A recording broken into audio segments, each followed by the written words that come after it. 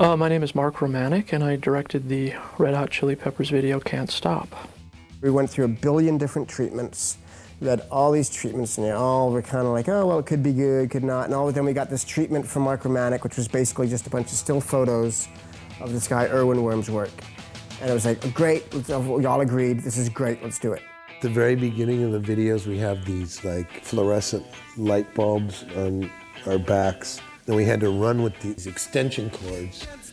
And so in one hand, if you looked at the video, we're holding extension cords so we won't trip on each other's cords.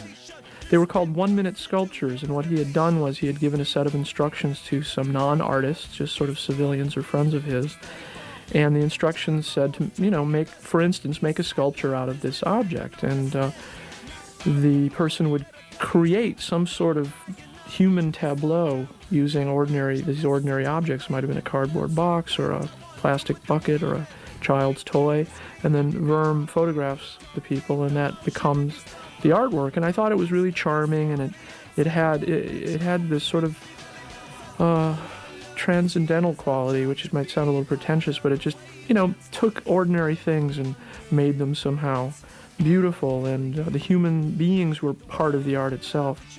It's hard to find a band that would be right for this, because I think you need a band that can be self-deprecating and has a sense of humor about themselves, who are also capable of being that inventive if you hand them a plastic bucket.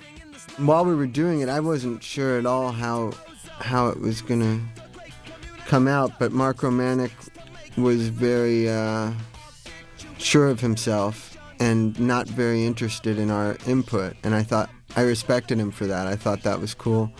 I even played this guitar here. It wasn't a guitar that I would normally play, but he wanted me to play it because of the color. And I thought it was, it looked like a pretty cool shaped guitar anyways, but guitar people would know that I wouldn't normally play that because I play only old guitars, but... Maybe it was the first time that we worked with a director where the first few hours of working was this sort of confrontational meeting of personalities, because he was going, oh no, I want you to do it like this, and we're like, no, we do it like we do it. And he's like, oh no, but I've got it all set up, it's gonna go like this. And so once we got over that initial confrontation, we realized that I think both parties realized that we had to trust each other, and things went really smoothly from that point on. I had a great time working with all four of them, and actually I found them to be incredibly professional and hardworking. Making this video just made me feel like Mark Romanek is just a great artist. He's kind of a hard ass the way that he works. He's very almost militant. It was a fairly strenuous video, particularly the performance section, where I really I always ask the bands if I shoot a performance to kind of be at an 11 for the whole time, because then you can just find more pieces in the takes and kind of have all that big energy sparking off of each other's shots. And so I kind of demand a lot of the performers, and they just never complained, and they should have complained, because they were exhausted, and I was pushing them really hard, and they were long days, but he's very he's really into detail, which I thought was really good.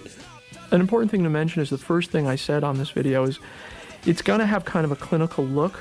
So if there's not this sense of real joy and playfulness as we're working that comes through, it's probably going to fail. And what I wanted was that juxtaposition between this silly joyfulness and this pretty rigorous, clinical, empty look. Mark definitely wanted to capture sort of a madcap feeling, like the Monkees or something, And so within the setups of the sculptures, we ran around and acted silly, and, I'm being goofball like usual. It was shot in December of 2002, and we found a brand new vacant warehouse in El Segundo, California, and spent 2 long days shooting it there. This life is more than just a read-through.